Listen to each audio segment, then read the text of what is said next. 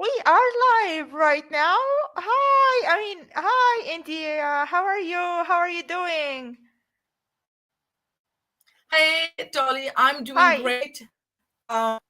Yeah, thank you for having me. Wait, is it cutting from my part or your part? Wait, Everything, at least why that it's I can see, is buffering? going fine. It's buffering again. I don't know what's going on. It was fine a minute ago. Okay, yeah, you're back. It is, You're back. I can say that it is fine here, and as I can see, there is no buffering from here. So maybe it's from here, from my end. Okay, I think it's from my end. Yeah. Okay, so how are you doing today? Oh, I'm doing great, and it's so nice to see you, Dolly, after so long. Oh my God, nice to see you too. Oh my God, I'm so happy. I'm so happy that I'm away from Egypt and I'm safe right now, so I can go live and talk and just like talk about the Ramadan and Islam and things that I couldn't even say when I was in Egypt. So first of all, before we like talk about Ramadan and your opinion and everything else, can you please like tell us and to the audience your background and introduce yourself too and why you left Islam? Yes, and I would love to. Thank you so much once again, Thank you. and thank you for the viewers. Um, I would say that, first of all, that I am born and raised in Denmark, in Scandinavia. My roots are all the way from Afghanistan. My ancestors, they are from Afghanistan. Then they touch India, and when the split of India and Pakistan, happened in 19, I believe, 47. Some, I believe, stayed in India, but most of them, they left for Pakistan. Not because they wanted, but I think they had to, because many people, they left there, family, relatives, and stuff like that, friends. So that is how I have the so-called connection to Pakistan. Not from, like, I don't feel connected to Pakistan, but there is this connection of parents being born in Pakistan because of this separation of Pakistan and India. um, that is that story, at least. But if somebody says, well, what is your real, like, background, that I would say it is, from Afghanistan and not Pakistan. But me personally, as I said, I'm born and raised in Denmark. I feel more connected to, of course, Denmark. From my heart, I have always been. And I have always, of course, been raised as a Muslim. Like everyone who knows that out there, who has been a Muslim, who is an ex-Muslim today, they know that when you turn 7, then you are sent to learn the Quran. You learn the basics, and you end up finishing it at the age of 8 or 9, plus minus. So when I was 7, I finished my first Quran before I even hit 9. And before I even hit 10, I had finished the Quran 2 times. And it's a big deal. And the interesting part is, which I never thought of, and I think many people, they don't think about it. Now, I'm not an Arabic speaking. I speak Farsi, Hindi, Urdu, English, Danish, but I don't speak Arabic. I don't understand Arabic like that, but I read Arabic because I learned Arabic by reading the Quran, obviously. So the interesting part is, I realized later on, I will explain that I read a book and I finished it and I was praised for it. And the funny, interesting part is, funny and interesting, that I did not know what I read. I did not know why I was being cheered up for something that I didn't even know myself what I'm reading. What am I so proud over or happy? I'm a kid, but also when you grow up, you read and you think like it's a big deal. So that is one point. Another thing I would say, while I Wait, was when you growing were up, when you were reading the Quran, it was in Arabic, not in yes, English. Oh, how did you understand a word?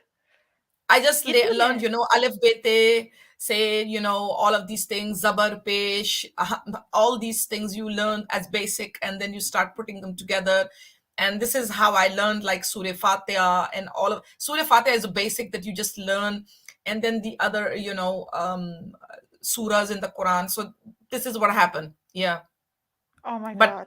no understanding of what I was reading. And there was not a single time where the mullah, the sheikh, or, he didn't even say what I was reading. in translation, which should be in translation, but it wasn't. The Quran wasn't even in translation. But they have to translate it at least to learn. But how they can translate those barbaric words? Yeah. And the whole thing about Islam is you are born in a Muslim house. This is how I see it, because this is how I found out certain things about myself.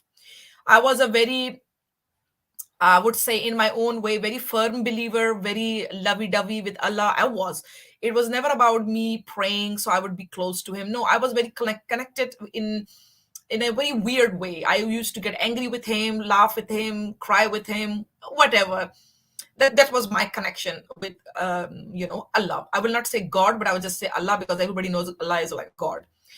And when I grew older, Dolly, what really amazed me was that in Islam there are different kinds of Muslims. There are different kinds of Muslims. And when I reached the age of approximately 18, 19, plus minus around that, maybe 20 as well, girls want to date and stuff like that. And I remember being told, one thing is you should not date the kafirs, kafir in the sense non-Muslims, but you are not permitted to date any Shia Muslim. And that was the first time I heard about Sunni and Shiism. And I asked, what do you mean by Shia is not a Muslim? Who are Shias? What do you mean by Sunni? And then I was told, I'm a Sunni. You were Sunni. Yeah, you were I Sunni. was a Sunni. Yeah. And I was like, are there branches in Muslims? So how come Shia Muslim is not a Muslim? That was my first, and I did ask once when I was very young, at the age of 12, I said, where does Allah come from? But I was shushed. That is very typical. Yeah. But going back again, I was very in shock that I have to ask a Muslim guy whether he's a Sunni, Shia, or maybe Ahmadiyya. But imagine that in your first date, you just like, hey, before introducing yourself, are you Sunni or Shia? Yeah, before we can even order a cup of coffee. By the way, are you Shia, Sunni? Because I have to get up and go then. Yeah. It's sick. It's actually sick. And it has to do with, I found out that a boy can marry a Shia girl because the children goes after the father. So the children automatically become Sunni children. But because a girl is a Sunni and she marries a Shia, her children going to be a Shia automatically. So, because the man is the house, I don't know, God of the house or something in Muslim society. This is opposite than of Judaism, because in Judaism, if even a Muslim man married a Jewish woman, the children inherit their religion from their mother, not from the father. This is in Islam. It's prohibited that children get their religion from the mother side. So because of that, they didn't like the Jewish law. Yeah. You see, I mean, there are so many things I could speak about it so much, but that was just one of the things it was a trigger as well. This was also a trigger point for me. Things start happening and you start having them, in your head. And then later on, I was, back to my own life. I had my own issues going on. So I, kind of, you can say, forgot it. I kind of forgot it. And later in life, in 2003, I said to myself, because there was too much noise in the city, and I found out it's because somebody actually made the drawing of what do you call it, Messenger Muhammad. Now I call him Messenger Muhammad because I don't accept him as a prophet, because the Quran doesn't say he's a prophet, by the way. That's why I keep on saying messenger. And what happened is, when there was a Danish man, he drew Muhammad, Messenger Muhammad, kind of, I say. I was a Muslim, keep in mind. And the certain Muslims out there, they burned the cars in the city. And my first thought was, why you burning cars? Are you talking about Charlie Hebdo? No, that was not Charlie Hebdo. Charlie Hebdo had not happened at that point. Wait, what year that happened? Like that wasn't I think not the drawing of Messenger Muhammad was so-called Messenger Muhammad. Its drawing was approximately, I think, 2003, maybe plus 2003. minus some. Yeah, I can't remember. If you want, I can hit it up.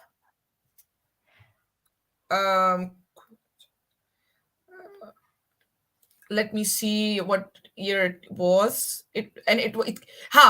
In 2005. And I think Charlie Hebdo came later. And this guy is dead now, by the way, who drew this picture. And he was buried, Wow. and nobody knows where he's buried because they don't want his body to be, I in think the. that guy was killed, right? That guy No, no, was no. killed. He just Not died that guy. recently. He just died a year ago or so. And when this happened, Dolly, I was like, why are people getting so angry over Messenger Muhammad's picture? Why are they getting so furious? First of all, how do you know this is Messenger Muhammad? That was my belief at that time as a Muslim. Secondly, you call yourself a Muslim. You yourself call yourself a Muhammad. You give yourself a name Muhammad. You have a profile picture on Facebook. You show your face and you say, I'm Muhammad, because you give yourself this name Muhammad. You also defame Messenger Muhammad's name by calling yourself Muhammad. Secondly, acting in a irrational way or bad manner, in the sense that you become a gang member or you go out, maybe do certain things with this honorable name. You know what I mean? And then you call a man who actually just drew a picture, you get offended by that. But you don't get offended by you calling yourself Muhammad and being a gang member selling drugs, maybe. That was where I was thinking how pathetic, how double standards they are.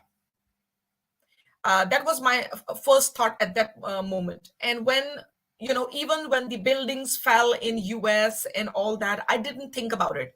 The 9/11. 9/11. yes. Yes. And what happened is, what was the turning point for me to study Islam? Now, this is the interesting part. For me, I wanted, now in all these years, Dolly, I had never read the translation of Quran. Never. I went to Khatm Quran. Khatm Quran is where you go and you, what do you call,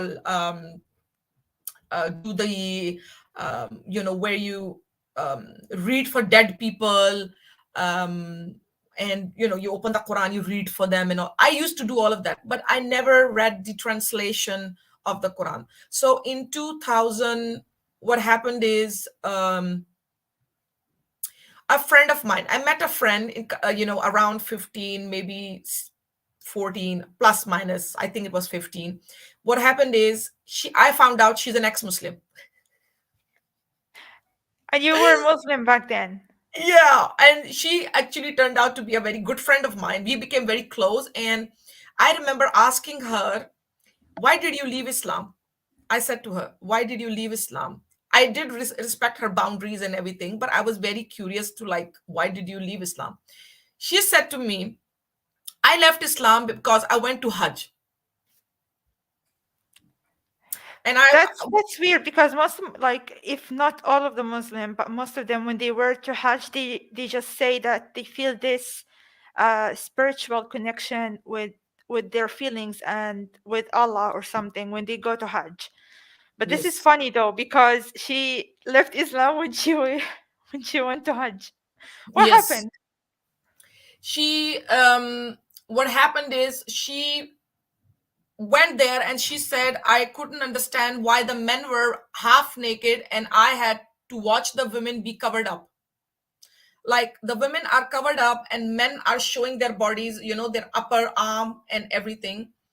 And that part she didn't understand, why is that happening? And then she couldn't understand, why are they bowing, prostrating to a building and going round and round? She said, I was looking at it and I was like, why are they doing it? And the story of Adam and Eve, that they came down to a specific place, she couldn't believe that. She said, this is nonsense. This is a fairy tale. I'm not going to buy that. So what I did is, I went home, I started doing research. I'm going to convince her. Oh my goodness gracious. This is So all of us started. Like I started like that. Like I had to do a research to prove them wrong, but yeah, boom, I'm an yes, ex-Muslim. yeah, and I started opening, reading the Quran. And my first point was, I'll tell you what, you know, I really went in it like crazy. So my first in 2016, I left the hadiths because I felt like the hadiths are a blasphemic book towards Messenger Muhammad. Clear point. This is what I felt. And I left it. So my focus became the Quran because hadith 110% I find it to be a blasphemic book towards Messenger Muhammad. That was my at that time. But when it came to Quran, I first, before I even looked for the Hajj surah and all that, I said to myself, if the story of the leaf, that the Quran was sent on a leaf, by Jibrail and all that, if something like that doesn't exist in the Quran, I'm going to leave Islam right now. I said that to myself, 2 o'clock at night, sitting on the floor in my room. I said to myself, if I don't find it, I'm leaving Islam. Wait, but That was Islam, like first of all, when Muhammad was like saying this surah and like allegedly, like Allah telling him, he was saying it oral. It was not written. Like the Quran, like was started to be documented after Muhammad died, like 100 or 200 years after he already like dead. exactly. Oh my God. I mean, there are so many things that if you pick up the hadith, I'll tell you something about the hadith in the later, if I remember it. Let me quickly write it down. Now you meant ask me something, let me tell you about this at the end. Where because of the hadith, the Islam can be broken, by the way, the foundation of it. But when we come back to this, what do you call it, this studying of Islam, I found the first, then I was very ecstatic, like, "Woo, I found it, I'm so happy, I'm on track." So I didn't get off track at that point. So I was very glad. I even sent somebody a message that I'm so happy I found it. But the person gave me some sort of a warning, like, don't go too much in it. And now I understand why she said it, because she knew that I'm going to find something.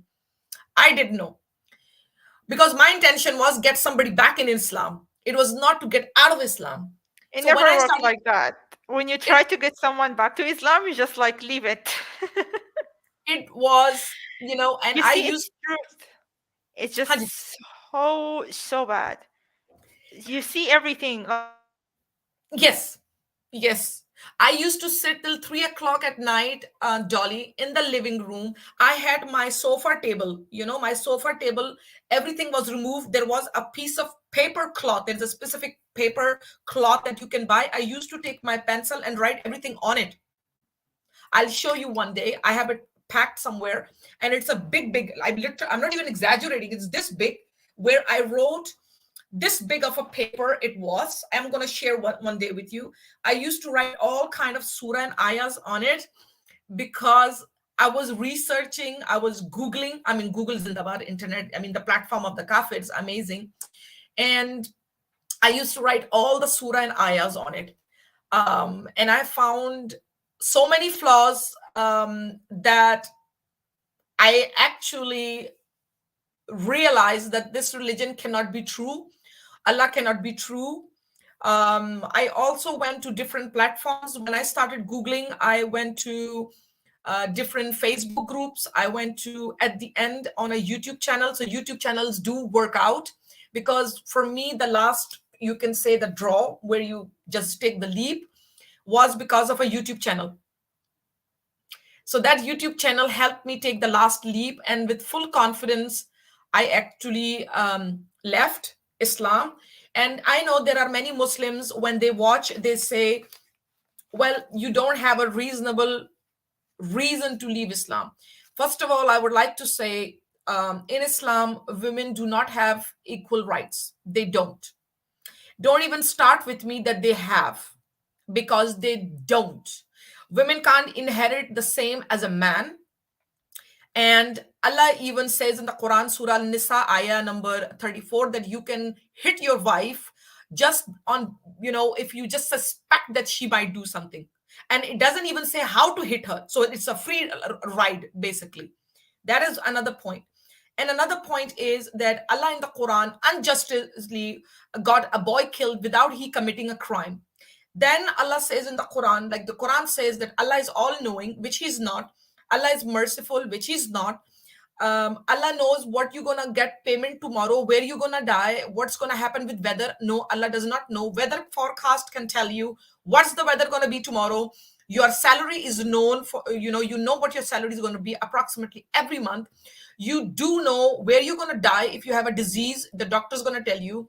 You do know what's in your womb as a pregnant woman because the doctor scans you. So Allah is not supreme. Allah is not supreme. And another point I would like to add here is that a very, very breaking point here. Many Muslims, they say that you have a free will. Well, excuse me. You cannot have a free will when you as a Muslim, you are a slave of Allah. A slave does not have a free will. They don't have free will. I'm sorry. Stop lying. And I would also say that the fact that they say that Allah is all-knowing, Allah knows about the present, the future, and everything. That's why when if the Quran says or not, I can't remember right now, when Muslim says, well, this life is a test, Allah is testing you. No, Allah cannot test you because He knows the result. Allah knows what you're going to do. That's why He created the Jannah and the Jahannam. Allah created the devil, the shaitan, the iblis, because He knew that when I'm going to create him, he's going to not obey me, and then I'm going to throw him down there, and then he's going to deceive certain people. Because even Allah says in the Quran, anyone I want to make go astray, they will go astray. Anyone I want to make them go on the right path, I'm going to make them. So all of these double standards that Allah has in the Quran, and I'm not trying to disrespect, I'm just saying the way things are. You can look all of these things in the Quran. I'm not going to give you all the surah and ayahs. Guys, you can go and research. And anything, any Muslim watching this say that I'm lying, I can back everything up that I'm saying. So Allah is the creator, but if He's all-knowing, then why do you take a test? Test is supposed to be something because you don't know the outcome. Allah gives you a chance or something. Test is something, if anyone who is a little bit logical, rational up here, they know why the test is being taken. But if you know the result, because Allah is all-knowing, He knows the future. Your life is predestined. Why is Allah giving you a test of what? So even a mullah, big scholar, Asim al-Hakim, he even says, yes, your life is predestined. So Dolly, my life was predestined that I'm going to be a kafir, He told you that when you left Islam? What? He told you that when you left Islam? Oh, Habibi, I was in the living room. I was talking with Allah. I said, I swear I talk like this. I said, Allah, show me the truth. Allah, show me the truth, because I was getting so scared, nervous of this information. I swear I said that. I said, Allah, please show me the way. Please show me the truth. Please, please, please. This is what I used to say to him. Okay? And what happened? I left Islam. So it is the Kareem or Rahim of Allah that I have left Islam, Dolly. It is a big blessing in disguise. Yeah, so, after research, you found out how horrible it is. And it was like, you were reading that and you were believing in it. And then when you just started to research, you're just like, oh my God, Dolly, this is horrible. I can't even imagine the shock. Dolly, you say shock. I swear. New Year's Eve, when I came home, I think it was the 1st or the 2nd, it really went up for me that day in 2020. There was nobody home at that time. It was midnight, something like that. Believe me, I was going in my living room back and forth and I was crying because I realized how many years. I believe it was in 2020. So I think I was 42 or 41 and a half or something like that, of age. And I thought to myself, I have spent so much of my time, my life, believing, trusting this God when He's not there. He's not even there. How can He help me through my horrible times that I went through? I went through hell in my youth, in my, before, prior time as well. Obviously, He didn't come and save me, because how can He save me when He's not even there? And then when I left Islam, my life completely changed. Now, let me say something very clearly. Some Muslims, very obviously, they always say, oh, you wanted to go butt naked out there. You want to have boyfriends. You want to have this kind of freedom. This is not the freedom I'm talking about. That's not, so freedom of getting boyfriend and this and that. It's not about that. But the fact that you can actually breathe and you can actually understand that life is not about that, oh, if you do this and that, you will go to hell. I never believed in hell and paradise concept to begin with. I never did, by the way. You know, But when something bad happened to you in Islam, they're just saying that ibtila. yeah, That means that Allah loves you. And so he gives you these horrible things. We call yeah, it in Arabic ibtila. yeah. So these horrible things, these troubles, this is just like a way that Allah express his love to you. Like, He's please don't love testing me. Stop He's loving testing me. you. Yeah, he's testing you. Another way of saying is he's testing you. Oh, no offense, but with the hell with all these testings, yeah, he's doing. There are people, Muslims, who suffer. There are children who die. There are floods coming. Palestine is suffering. They must be praying so much. Where is Allah? Why is he not helping the Palestinian people? We have the recent incident in Turkey. Turkey's man, he's doing Aragon, is doing everything according to the Muslim book, Allah's book. But what happened? Allah sent a earthquake there. Tobanuzbillah. I'm not saying it's a good thing. Not at all. It's horrific what happened there. Very bad. My heart goes out to those people.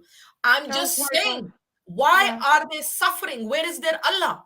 That's all I'm saying. So, for me, I fear nothing about afterlife, Dolly. I don't fear about, there are some gods doing this and that. Dolly, I personally feel, we make our own life. We are the creators of our lives. We make it good and bad. We actually, in a way, like somebody said it very nicely, we are the director, the producer, and the writer of our lives. Full stop. That's so true. That's true. So that is how I look at things. Yeah. Yeah. And I'm very happy. And I would say to people out there that I regret nothing. For every month, for every year that I go, I can sense that I'm doing the right thing. And I can also say, Dolly, after me, 2 other people left Islam like 4 months after me. When they found out, I gave them the proof from Quran and everything. Bam, they left it. 4 months. Wow. I can't see that now, like people just like think that we left Islam because we know nothing. But the truth is that we know, and we know a lot. This Yeah. is why we left, because we found out the thing that we believed in, it was Yes. not the real thing. No. And even our experiences like different, like my experience different from your experience, from other people's experiences. But the thing is that we went through the same thing, especially this phase when you just started to question the religion, and when you feel like, at least for me, I just wanted to not let it go, because that was a religious shock or religious trauma. For me, it was like I didn't want to believe in that. I was just like, whenever any trouble happened to me, I would say, maybe if something good happened, that means Allah hearing me. But Yes. nothing happened, actually. He wasn't even there. So your faith, or like our faith, started to just reduce by time, and we just like didn't want to believe that. So I also reached the point that, oh my God, that was just all of these things that I believed in was just imaginary. Exactly. Completely imaginary lies. That's why I would say I don't believe in any gods, because I have seen people fight for the sake of a god who doesn't fight for them. That is, I feel sad about it that people don't see that there is no god, because if there was a powerful god, any god out there, he would have come down very long ago. Do you know Long ago. the Prophet Muhammad was saying that Allah is fighting with us in when we go to the jihad? Like, he was just in his hadith was saying that we conquered those people or this tribe because Allah was fighting with us, and angels, his angels, like Gabriel. I don't remember the name of that hadith actually, but I'll it tell you was, something. I'll yeah. tell you something, Dolly. Now you picked up, because I've really studied Quran. Like, really. Let me give you news flash. The fact that Jibril is an angel, according to Muslim, that's a lie. He's no angel. in Quran, by the way. He's no angel. Yeah, He's but not an angel in Quran. There is no any Muslim watching. You prove to me that he's an angel, I will say sorry to you. Take that. Take that. Jibril is mentioned by name 3 times. It's Surah Baqarah, I think it is 97 and 98, I believe. And Jibril is not an angel. He is definitely not an angel in the Quran, mentioned as an angel.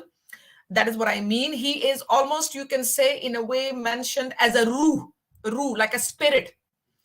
So Jibril is not an angel. Sorry, Muslims, to disappoint you.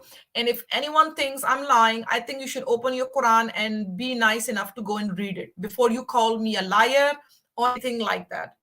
And my mission is not to defame your religion. We are just sitting talking. Let me make this also very clear. Because I know you Muslims always say either that we are bashing or that we are talking in a negative way, which we are not, and neither am I. We are just sharing our thoughts. So let me make that clear as well, because I know somebody's going to write it in the comment section. You're very fast in doing that. So a quick message, no, not a message, a point I would like to ask you is, can you share something from your side, or should I share something with you? Which so one is easy? so first of all, you can share something from your side because I have like an internet connection right now. I'll try to fix it. So yeah, you can share something from your side first. I want to show something very important. Give me just a second. It is Sahih Bukhari. I can say this much. It is the chapter of Revelation. I think it's chapter Revelation, the first one, if I'm not wrong. This is very crucial, guys. Anyone who believes in the hadiths, my sweet, sweet friends, let me show you something. And keep in mind that it is not a fake thing. It's from your own hadith, by the way. All right, here it comes. Get ready for the shock. I hope you can share it. Dolly, I'll wait for you to join back. Perfect. I'm going to share a screen with you. This is the first round of how Messenger Muhammad got the revelation. Can you see can you share the screen? Then let me know. Thank you.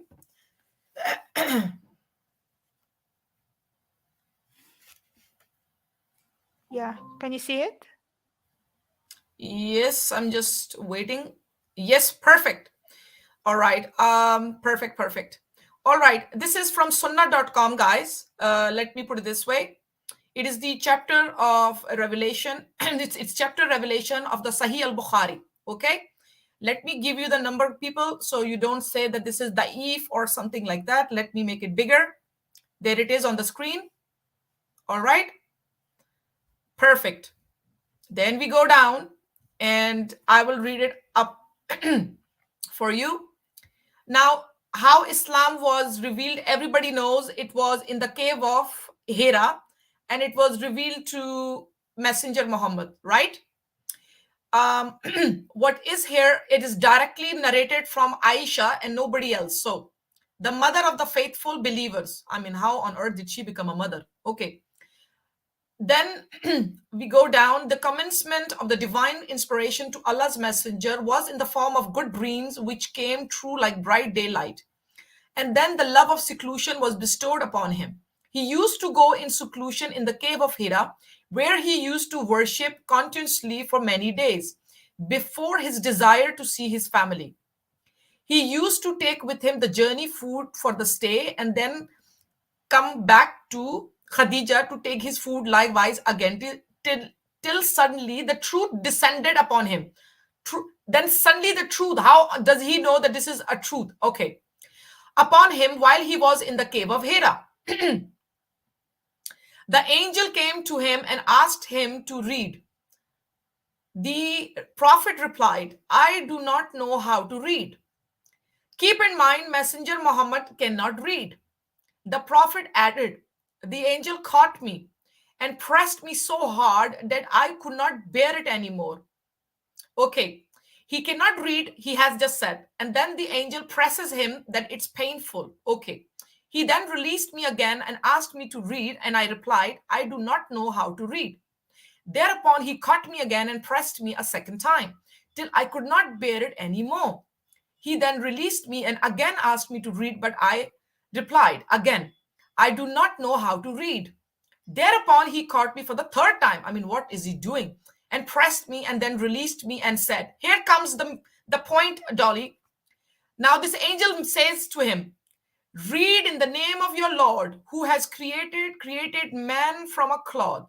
Read, and your Lord is the most generous. Full stop. Now, what was it that he was supposed to read? What is it? What was the revelation here? So this Nothing. is Surah Iqra in Quran. So this is when the wahi came in Muhammad the Prophet, or Prophet Muhammad. So when Jibril told him that you must read, this is it's like this is the wahi. But the problem is, Dolly, that there is nothing revealed here right now. This is just him nothing talking. revealed. Yes. Nothing is revealed, right? And then it says, then Allah's messenger, I mean, it gets better and better. Then Allah's messenger returned with the inspiration. What inspiration? There was no inspiration. And with his heart beating severely. Now it gets better. Then he went to Khadija bint Walid and said, cover me, cover me. They covered him till his fear was over. And after that, he told her everything that had happened and said, I fear that something may happen to me. Khadija replied, never, by Allah. Allah will never disgrace you. How does she know that Allah will never disgrace you? How does she know about Allah? I believe that Khadija just took advantage of Muhammad at that time. You see, that's the point. They used Why him. is he so He with had, confidence? I believe, like Muhammad has had epilepsy. There was something, and it gets. There was something not real. Yeah, Nothing and is she real took here. advantage of this situation to just get. She was a really smart woman. Khadija was a very smart, and she was she was powerful and very smart woman, and she knew how to use that. Listen, I'll give you more. You keep good relations with your kin and kin, help the poor. Then Khadija accompanied him to her cousin. She took him to her cousin Waraka bin Nawfal bin Asad or something, who during the pre-Islamic period became a Christian. She took him to this Christian man who was the family, and this person used to write the writing with Hebrew letters. He would write from the gospel in Hebrew as much as Allah wished him to write. Really? Where did Allah come into this Hebrew gospel now? He was an old man and had lost his eyesight. Khadija said to Waraka, listen to the story of your nephew, oh my cousin. How come this person is her cousin and then suddenly nephew as well? How come Muhammad became her relative suddenly? Waraka asked, oh my nephew, what have you seen? Allah's messenger described whatever he had seen. Waraka said, this is the same one who keeps the secrets who Allah had sent to Moses. I wish I was young and could live up to the time when your people would turn you out. Allah's messenger asked, will they drive me out? Waraka replied in the affirmative and said, anyone who came with something similar to what you have brought was treated with hostility. And if I should remain alive till the day when you will be turned out, then I would support you strongly. But after a few days, Waraka died and the divine inspiration was also paused for a while. So there are a lot of problems with this, Dolly. The problem is here, in hadiths, two women, and also in Quran, basically, two women's witness is equal to one man. How come Khadija's witness is being accepted in the revelation of Islam? Big problem. So these things also made me realize that there is something off with Islam. Because she helped him. She helped him how to start. She guided him through because she took the help from Waraka bin Nawfal and also used that used all this charade to manipulate Muhammad back then and just let him believe. I'm not sure if Muhammad already knew that or he was just play dumb, but Khadija helped him to do that. And if you I don't know, but I believe you know that when Khadija died, there is no inspiration was in that time. Where did the inspiration go? suddenly everything stopped. And it was for flew a away. year. And it Yeah. was for over a year. And then they called it the year of I don't know how to say that in English, but he was grieving. Yeah, the year of grief or the year of sadness. And he said that he couldn't like have any inspiration again because Allah cut connection with him for a year, I think. Oh my God. I mean, he went so much in what do you call grief that after 2 years or so he started marrying like crazy every year until he died. I mean, Yeah, there are so many he things didn't do about that him. when he didn't do that when Khadija was alive. He wouldn't Ooh. dare. He wouldn't dare. She was the one, I think, wearing so-called, symbolically they say, wearing the pants.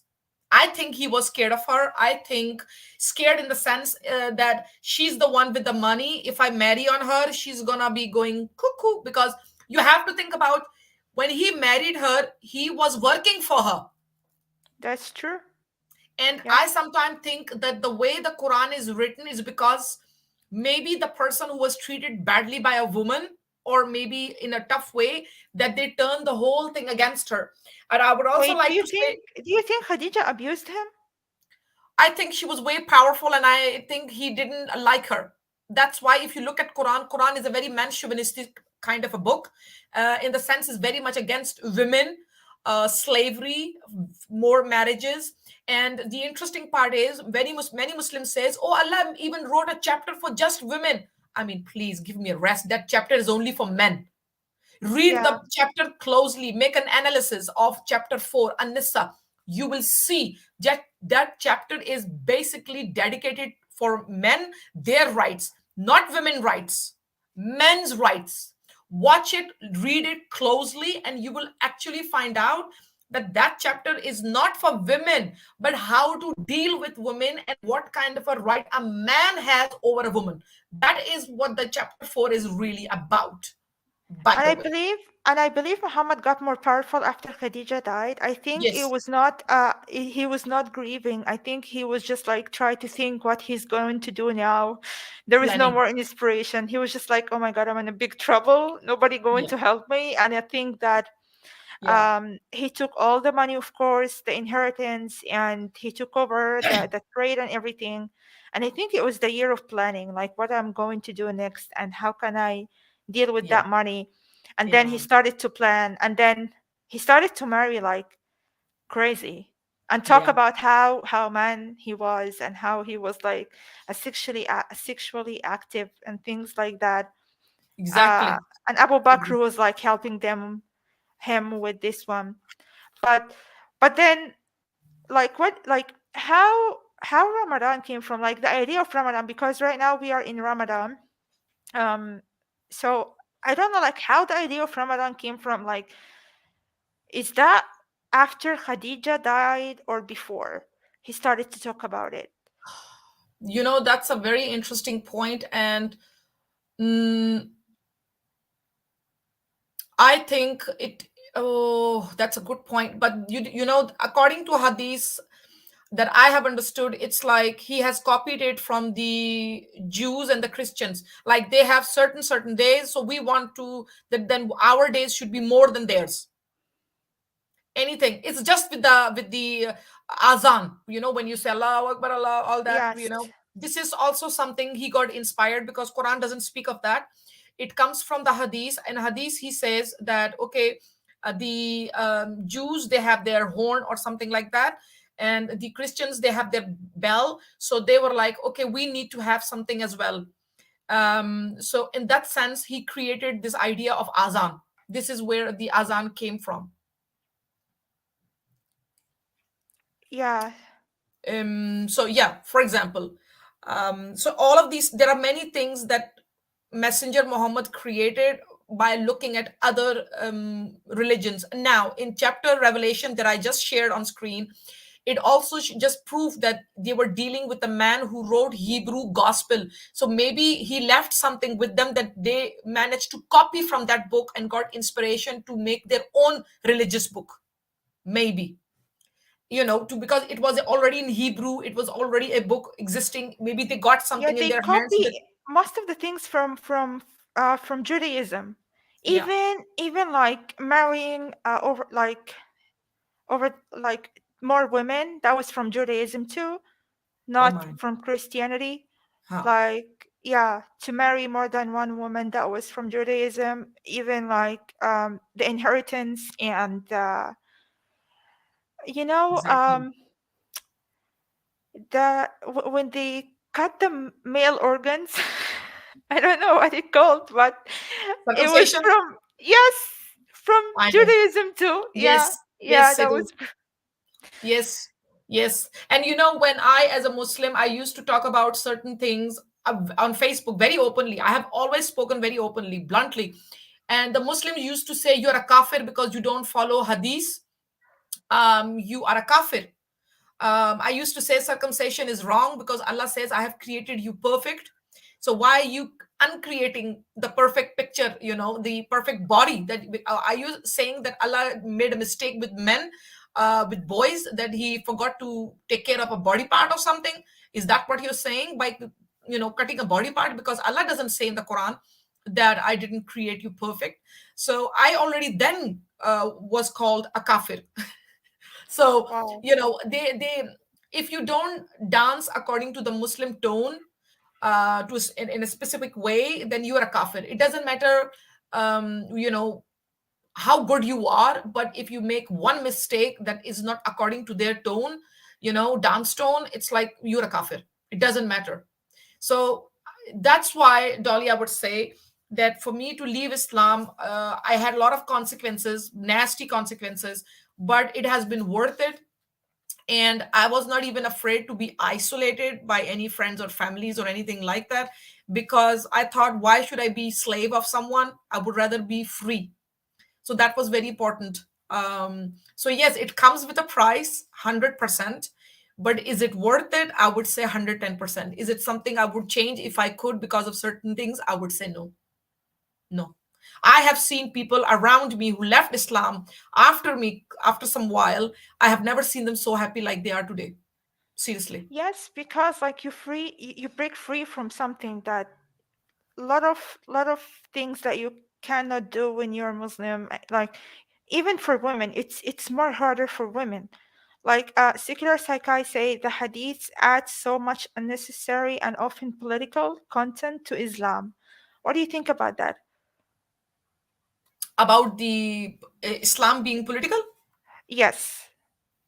Well, Islam is going up. There are a group of Muslims who want Islam to be seen from a political point of view. There is a group, Islamic group called Hizbul Tahrir, and they speak very openly that we are a political party and who want khilafat, but they are not getting power, which is a very good thing. Even like Pakistan, many Muslim countries, they do not acknowledge them. They jail them if they come out, which is a good thing. So they are, and they say very openly that yes, we are a political party. Yes, we want khilafat and all these things. So for some Muslims, yes, Islam is like a political thing. It is. So Hizb And ut-Tahrir, that's a real party still operating in Denmark?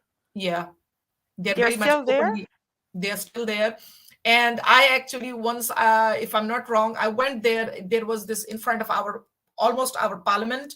They were standing and saying a lot of things in Arabic, a lot of things. And I remember me being a Muslim, I went with a piece of paper, big paper, and I said, I wrote on it very big so everybody could see. And I said, I'm a Muslim and you do not represent me. And what did they do? They came, they said to me, one of them who lives in my area, he came to me and he said, "Sister, you are standing on the wrong side. I mean, join us." I said, "No, I'm standing on the right side." Because that is betrayal to the country who provides you everything, who gives you respect, who gives you shelter, who gives you everything, honor, respect, and this is how you repay them. I said, I'm not a betrayer of my country, who gives me honor, who gives me respect, who gives me food, shelter, gives me opportunities. I'm not going to backstab them. So I took a big chance, and I was the only Muslim standing with this big banner, this white paper written on it, huge, that I'm a Muslim and you do not represent me. I can tell you the people So they started. left their countries. They left their countries and they went to Denmark. It's not even Islamic country, and they wanted to apply Sharia law. Yes, they have the audacity, So Dolly, why to do. they left? Why they left the first place? You know, I'll tell you something. Many of them are even born there. The issue is, you know, if you ask a scholar, if you tell them that, you know, what about a Muslim leaving Islam, then what is the penalty? They say it is that you are living in a Muslim country, you have to obey the law of the country. Where is your respect, dear Muslim, when you're living in a Western country? Why are you not honoring their law? You They're see, not, they are not used to be the minorities. No, they just used to be the majority and then force their laws. Like in Egypt, they cannot just like in Egypt. I was raised in Egypt, so whenever I was seeing like Islamists or the average Muslim there, they were just saying that for maybe Americans or the tourists or Russians who come to Egypt as a tourist and in summer and wearing like shorts, and women not wearing like abaya, they were wearing like their Western clothes, like usual clothes. They were just saying that, harassing them, and they were saying that, sister, you should not wear something like that. We are an Islamic country and you should respect our culture. So she was just like saying that, I'm sorry, I didn't mean just to offend your culture. So they were cultural sensitive, and the Russian or the tourists were just like so respectful. However, when those men or those women, the Islamists or Muslims, travel to any of their country of these countries like Russia or Denmark or any other country which is not Islamic, they just cannot be culture sensitive. They just like the culture sensitivity just disappeared, flight, and just like, you have to obey my religion, and you just have to not like be offensive. You're Islamophobic, you should not be offensive. I find them to be very arrogant. And listen, you use the word, and I can't help myself, Dolly. So I'm quickly going to say something. When somebody says we are Islamophobics, and for them, I have one message. Yes, I am Islamophobic. What do you want to do about it? I am definitely Islamophobic, and there are many people like me who are Islamophobics. Why? I'll tell you why. What does Islamophobic word means to me? It means Islam phobia. We are phobic towards Islam. Why? Because we have death penalty on us for leaving Islam. That's why we are Islamophobic. These people don't even understand what it means to be Islamophobic. Your Allah, according to the Quran, we can say the same thing, that your Allah is kafir phobic. Okay? We can say the same thing, that you are kafir phobic because you are against us. We can start the same drama like you, that if you say to us that we are Islamophobic, we can also say that you are kafir phobic. That's why maybe you want us dead. You see, the problem is sometimes, Dolly, people don't openly talk about it, don't research, they don't want to touch those subjects which can be sensitive. And these Muslims, some of them, I'm not saying all, some of them, they use this technique, these tactical words like you are Islamophobic, to stop a discussion, to create fear. But in fact, one should pick it up and say, what is Islamophobic? Because there are different types of phobia. So Islamophobic for me is meant by, I understand it and I take it as, yes, I have Islamophobic because I can't travel to Pakistan. I have openly spoken about Islam. There are certain things I cannot travel to Muslim countries. There is a mullah who even said we should, that he said that they should make a list of who are ex-Muslims talking about Islam like that. We should jail them when they enter the country. Then obviously I'm gonna say, yes, I'm Islamophobic. I'm a big Islamophobic because I'm scared of my life that if I go to a Muslim country, they're gonna put me in and I don't know what they're gonna do. One point. Second point, if you Muslims think that we are Islamophobics, then we can say the same thing, that you are kafir phobics. Don't think so highly of yourself, because if you are saying that we are like that, so are you. Very simple. You know, if you look at their lives, you said something about these men being certain way. You know, I will say something. I, in a way, also pity them. Dolly, I pity them because they are so arrogant. They are they think so highly of themselves. They do not respect the Western laws. Look at their country, how they're living. Look at their own people, how they're suffering. Have you seen any Muslim country, real Muslim country in peace, Dolly? No. These They are Muslims, claiming there are peace because they are follow the Sharia law, like Saudi Arabia, and no. Egypt. They are believing that we are in more stability than Western and those Kafir countries because we follow Islam and the true Islam. But they are not. The truth is not. If people do not know, let me give you some information. Any viewer who's watching, let me tell you something. In Pakistan, for the last 10 years, you can actually hit this word up. It's called Haq Bakshish. Haq Bakshish. What is Haq Bakshish? Haq Bakshish. It's you can actually Google it up. You can also write in the Google marriage with the Quran in Pakistan, Punjab, Sindh.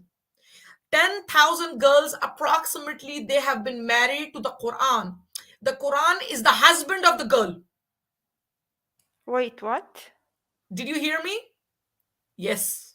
Is that like nuns in Christianity when they marry Jesus? No, Is no, that no, the same no, thing? no. Listen, when you are a nun, it's like you are dedicating your life to God. To Jesus, yeah. You know, Jesus, God, it's the same concept because Jesus is God, right? So you are dedicating your life, you are a nun, you are completely, into that. But the Quran, I'll tell you, Toba Nuzbillah, for example. Wait, this is the right word, Haq Bakshish? I think Secular Psychi wrote it down. Yes. Perfect. So the girl is given this Quran on her lap and it's told, this is your husband. What? That is a blasphemy, guys. Now, this is not let me Google it up. Let me hit it up.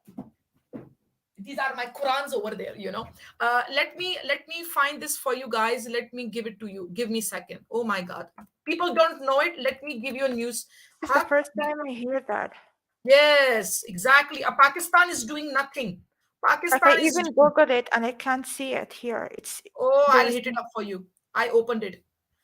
I'll open it for you, my dear.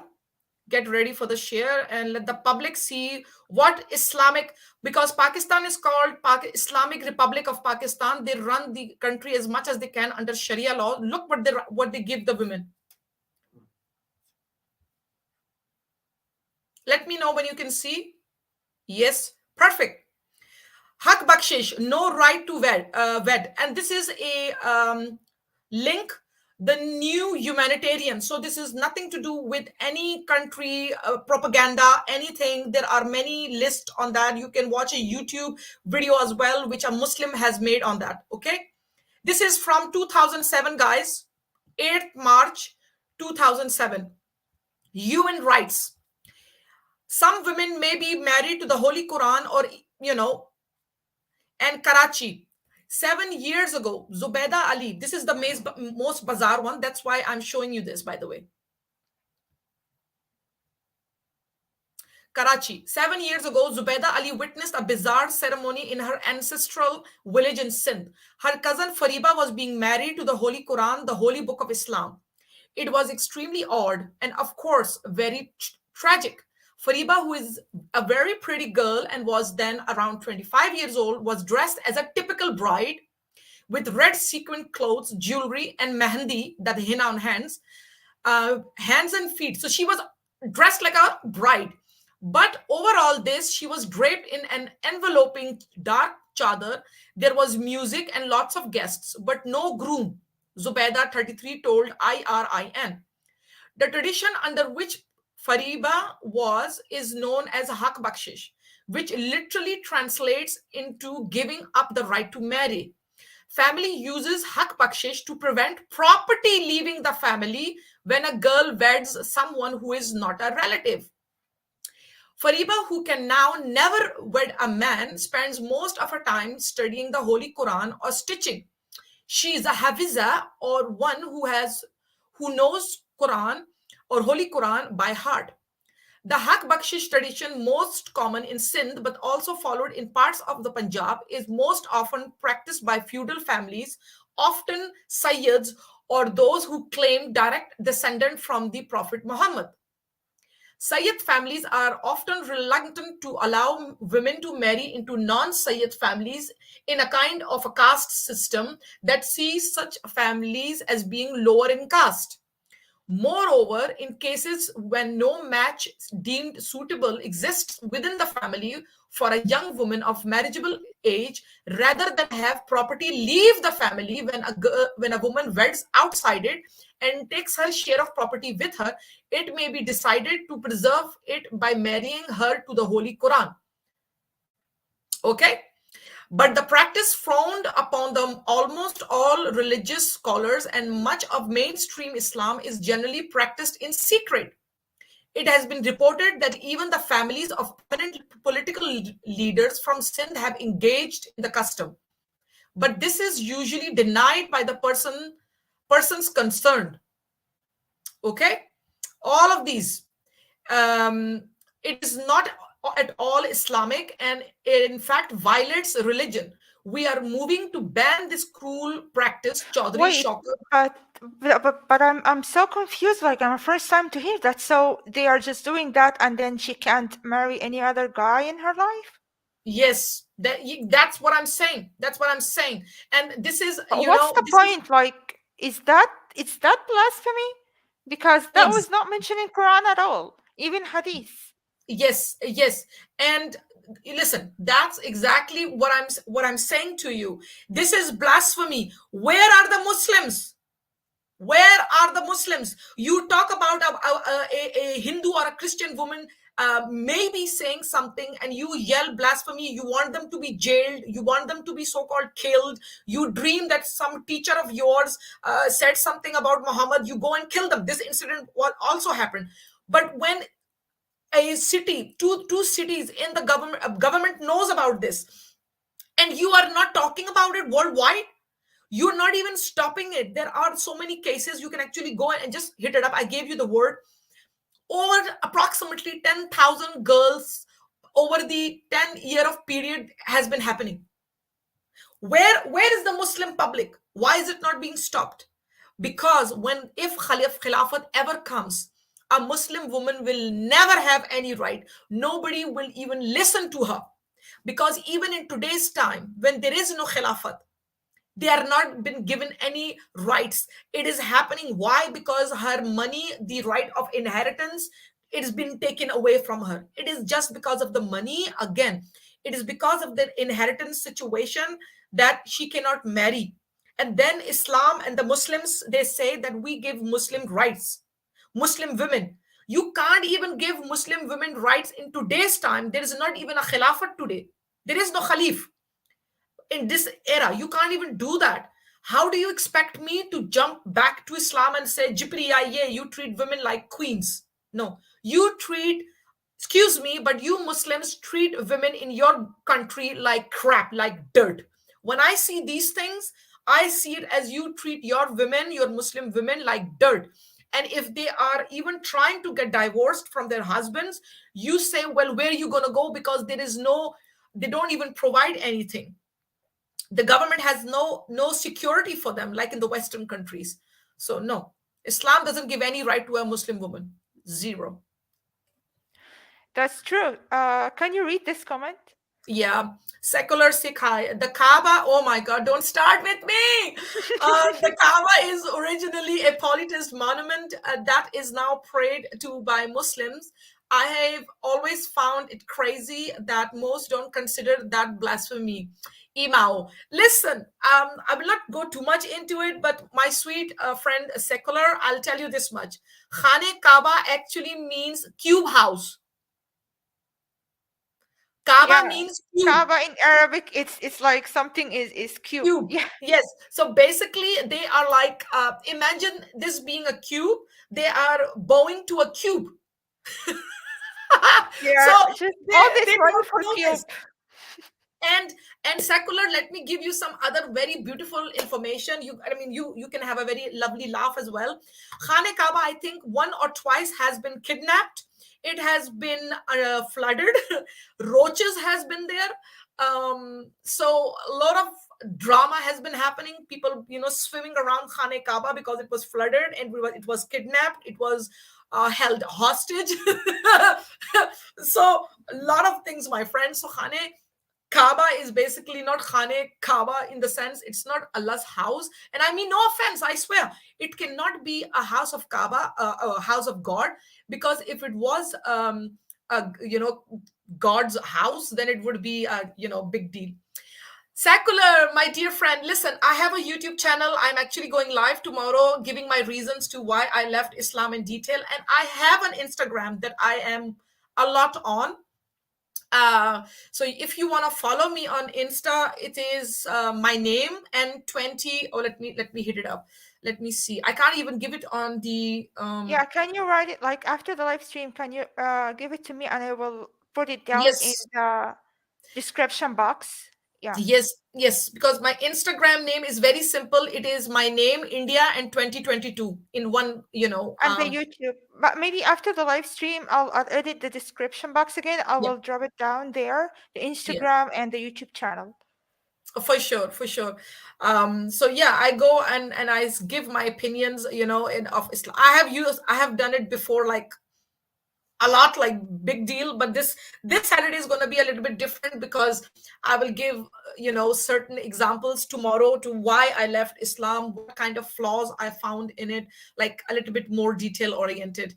So yeah. Yes, tomorrow, I think the live tomorrow will be about the Quran itself and the flaws itself in Quran and Yes. Hadith. I think Yes. Hadith too, you'll mention Hadith or only I the will Quran? I will go not much into the hadiths, because the Muslims, these beautiful, lovey-dovey Muslims, they have this technique, They say, because you learn it very fast about their techniques and They their just said strategy. like, no, you don't know that doesn't mean that. Yeah. And what happens is, when these Muslims, when you tell them certain things, they say, oh no, this is daif, even though it says Sahih Bukhari, by the way, Sahih Muslims, and it's acceptable by many Maulanas. What happens is they say this, oh listen, this is a daif, this Maulana is not right, this Sheikh is not right. Okay, you can't even figure out which Sheikh is right. Okay, that's one problem. Then they come to hadiths, they can't figure out which hadith is daif or Sahih. Even Sahih is daif and daif is Sahih. Okay, so what I'm doing tomorrow, to avoid all these shenanigans, I'm gonna not be talking about Quran from brackets, when they create the brackets. I'm not gonna be talking about Islam Quran from Tafsir Ibn Kathir, because I personally don't accept Tafsir, because Tafsir is something that only Allah knows best. It says in the Quran in Surah 25, ayah number 33, that this is in the best Tafsir. And Allah says in Surah Al-Imran, ayah number 7, that only I know the interpretation of this. So there is no one who can interpret the Quran. There is no one. And thirdly, there is no one who can alter the words of Allah. And fourthly, I would also say that Allah denies the hadiths, other hadiths beside Quran. There are many verses where Allah is actually very clearly saying that after this hadith, which will they follow? That is Surah 77, ayah 50. I mean, I have done so many of these surahs that it's in my head, But the thing is, these are the reasons why I don't follow Ibn Kathir. I don't listen to them. I don't get the brackets, because I also look at the brackets where if the word is there, it's not there. When some of the chapters, they say that, Muhammad is mentioned, but Muhammad is not mentioned, because I do understand Arabic. When I read, if there is no Muhammad, then Muhammadan or something, Muhammad is not there, so it's a lie. And Muhammad is also mentioned in the Quran 4 times by name. That's it. Then there is a fifth one in Surah 61, ayah number 6, but that is Ahmad, and Ahmad is not Muhammad, because Allah never says that Muhammad and Ahmad, they are the same. So these are my arguments to why I am so precise into it, because I don't want issues with these Muslims. They have so many ways to, you can say, compromise something to try to divert from it. So I'm not giving them any reason to divert from it. If I use the hadith, they can say to me that, you are using this and that. This is wrong. So I'm not even going to talk about Bibi Aisha. I'm not going to be talking about Khadija like that. I'm not even going to talk these things, because, I mean, I can do so much, but I won't do that. So the best way is because I left Islam because I found these flaws from the Quran. these contradictions. And even Quran say that if you find one contradiction, then this is not a book from me. This is written in Surah Nisa, ayah 82, I believe it is. So if you find one contradiction, one, and that what I found. I mean, I found many contradictions, and the biggest point for me is, guys, listen very carefully. I do believe in humanity. I believe in humanistic values. I believe that I should treat others the way I want to be treated. And this is how, this is most rational, that everybody wants, respect, love, care, and all these things. But Allah is not a humanitarian God. Allah is not a God of equality. Allah is not a God that loves his creation. And when a God doesn't love his creation, then I'm like, I'm not going to follow such God.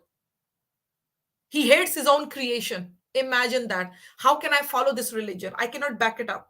As a human being towards another human being, I, as a Muslim, cannot go along with, yes, it's okay that my Allah is saying that a person who is a Hindu or a Christian, whatever, that they are worst of the creatures. Allah is saying they're the worst of the creatures, disbelievers and all these things. I cannot go along with that. That's not humane. That's not okay, Dolly. I cannot live with that within myself, to follow a God who has created these beings knowingly that they are with different religions, way of lives, and he's calling them these names. I cannot accept that. That is no. Can you imagine a mother having 3 children and then just having one favorite, and the other 2 who do not listen to her, then almost like throw them aside? But God is supposed to be superior. A mother can do that, but can a God do it? And should he do it? And there are so many things in my head, like, why is a God a he? If he's a he, where's the she? That's just my question. I mean, I'm just a being that is asking these questions. So yeah. Oh, okay. I think I have a bad internet connection. It's just like keep cutting me out of the studio, kick me out, and just let me in again. Okay. What do you think about Ramadan? I think we didn't mention that yet. And whoa, yes, listen. What do you think about Ramadan? I mean, Ramadan is like, I see Ramadan as something of some sort of punishment. I don't see it. I mean, yes, Allah does speak about. But they are okay. So Muslims, like according to Quran or Hadith, they are saying that basically Ramadan, to do the fasting is basically to feel the poor people, to feel the hunger, their hunger and their poor, like the poverty itself. Listen, sweetheart, if that was the case, why would they eat like crazy later on and feast every meal? That's what they do. That's like, yes, because that actually didn't solve the poverty or the world hunger. No. Poor is still poor. People who can't eat, they are still cannot eat. And if they are Muslim, Ramadan will make it harder for them because they don't even have the like enough nutrition in their bodies. They don't have even food. So if it's in Ramadan, that won't make their economic states better. No, still have the same issue. That's the thing. It never goes forward. They don't learn anything. That's the miracle of Muslims, Islam. They never learn. Hello, that's the thing. The thing is, if okay, in Islam, oh my God, where should I start? Listen, I love this. First of all, when Ramadan starts, they always say the shaitan goes in jail. He's gone. Yeah. He's in hell. He's just in jail. Allah locked him in jail or in the prison for 30 days. I mean, why would he lock him up only for 30 days? I mean, because of Muslim. Because he just keep telling Muslim to just eat, forget that you are not fasting. So he put them in according to Islam. But Dolly, this is the time where he should test his people, you know, whether they get tempted or not. Why is the shaitan in jail? And you know what, I'll tell you something. I have seen people fasting, right? Oh my god, they become so angry, they fight because they're hungry, right? Those people who smoke, they can't Yes. smoke, you know.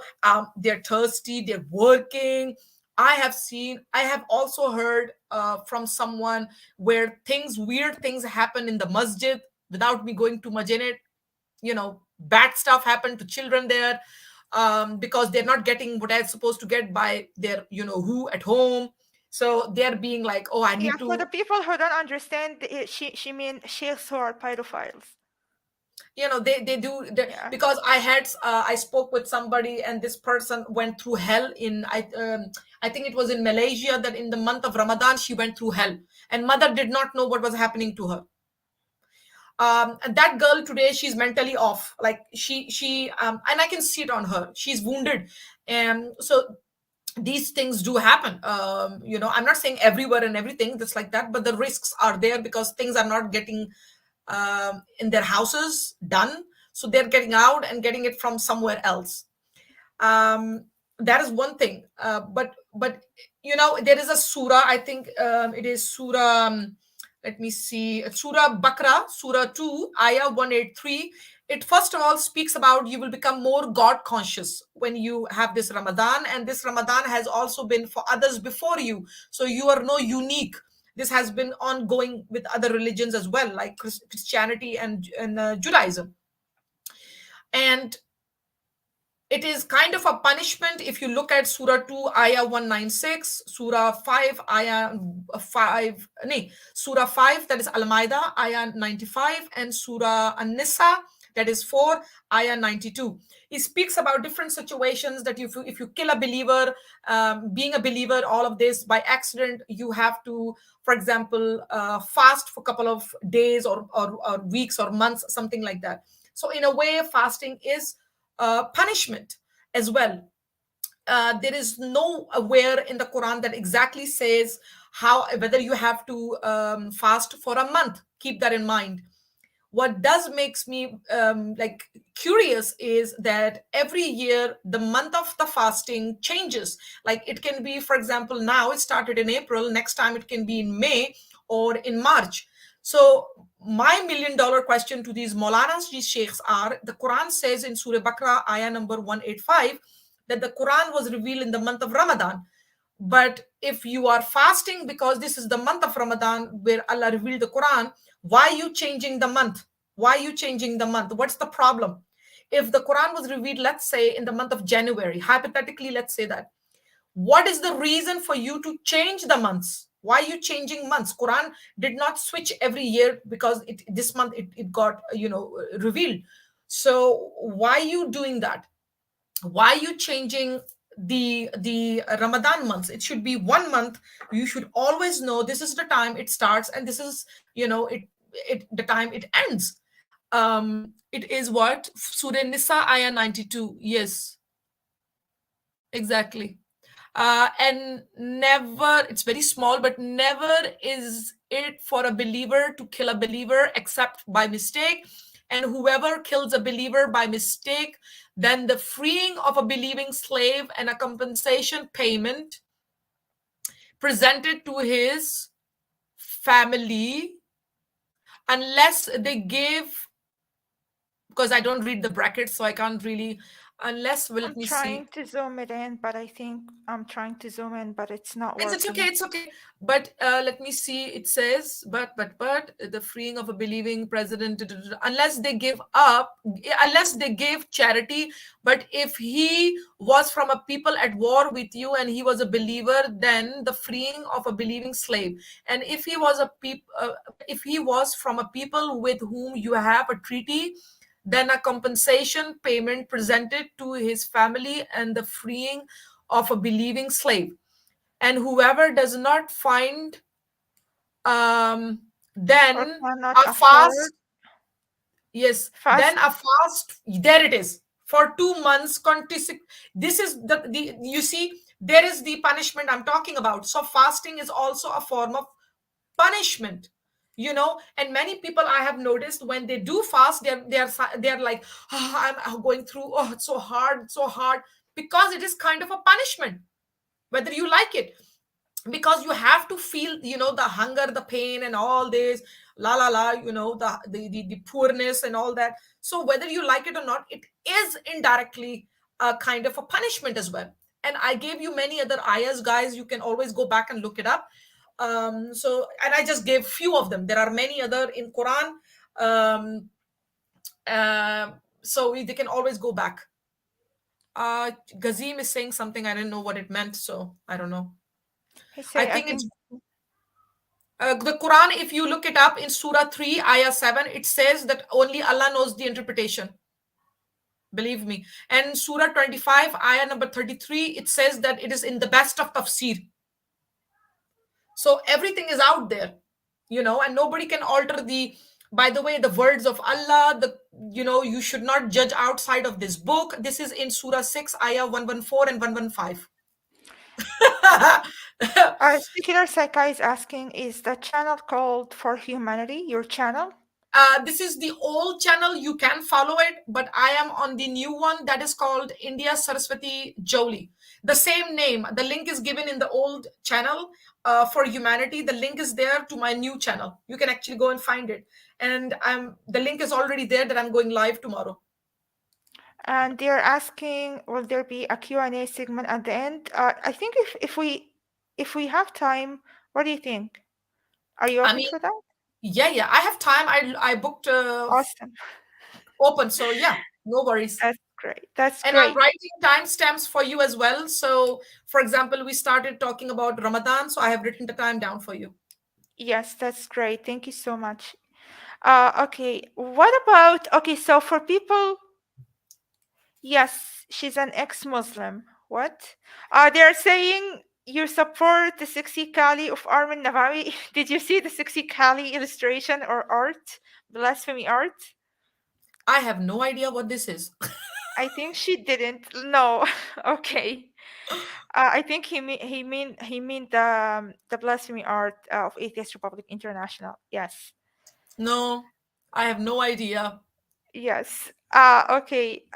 Okay. So did you see that what happened in Times Square? I think like everyone talked about it, and I was so angry when I see it. When Muslims just like blocked all the street and they were just like praying. Oh my God, I'm so angry because I just wrote that on Twitter and I just replied and people just started to call me Islamophobe. Like, really? No, you're not because you're blocking the streets and people cannot even do anything and you're just like praying and then they are saying that this is the mayor, their mayor, the Muslim mayor or the Islamist mayor allowed them to do that, to pray in the street, and they're saying this is show the diversity and the equality and how it's so diverse community. And like I think Let me give you something. Politicians try to show support, but they are actually helping them. Like they are opening the gate for them because this is not a support. They're just like take over. Yes, sweetheart. I'll give you something from their Quran. There you go. Dear Muslims, are you there? Look what your Quran says. You are not even respecting your own Quran, dear Muslims. It says, this is the chapter 7, Surah Al-Araf or Laraf or something like that. And ayah number 55, by the way. Okay, it's just in front of you. Verse Surah 7, ayah 55. It says very clearly, doesn't matter which translation you look at, call upon your Lord in humility and privately. Indeed, he does not like transgressors. Look, it's Muhammad Sarwar, pray to your Lord humbly and privately. Invoke your Lord with humility and in secret. Look. And you go on streets and you pray. Look, and you do the azan, which Allah does not speak about. He's saying do it in private. What is it? Why don't you follow your own religion, my dear Muslims? Can you see this, Dolly? Or yes, I can see it. Yes. You see? Yes. And I'm trying to pull up the video that they were praying in New York. I think it was in Times Square. You see? And Allah speaks about in Surah Maida, Ayah 6, to do the voodoo and all of these things, do the, cleansing of yourself. And then you are doing the namaz, the salah on the street, a dirty street. Is that the respect you're showing your Allah, your Islam? Oh my God, may universe have mercy on them. Seriously. Because And it was a very a massive amount of people. They were just praying, and even when the sheikh was praying, if anyone saw the video, when the sheikh was praying, he was holding also the microphone, and at the same time he was having something in his hand. I think he was reading from his phone or something.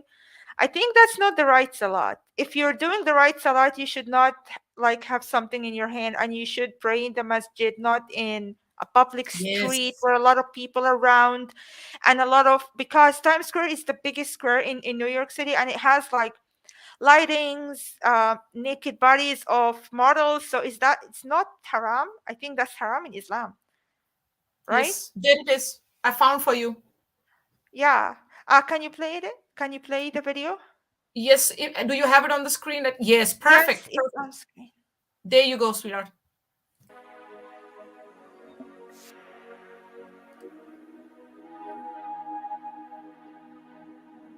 It's the second time in the United States, by the way. First day of Ramadan.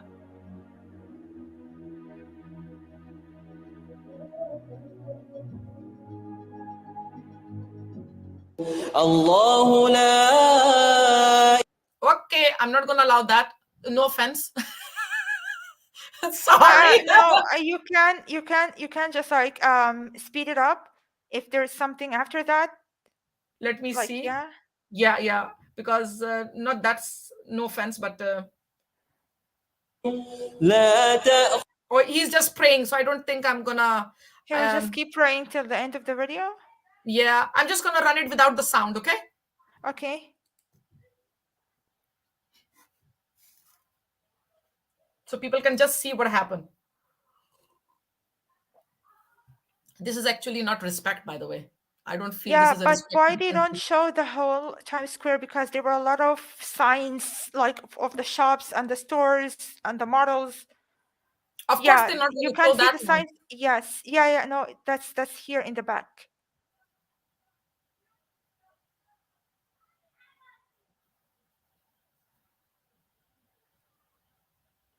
So can you see that man who's holding the umbrella? Yeah. Oh my God. Oh my God. Is it raining? Was it raining? Why he was holding the umbrella? Oh my God. Look at the drama. I mean, the whole drama, the lighting. Oh yeah, look at the back picture.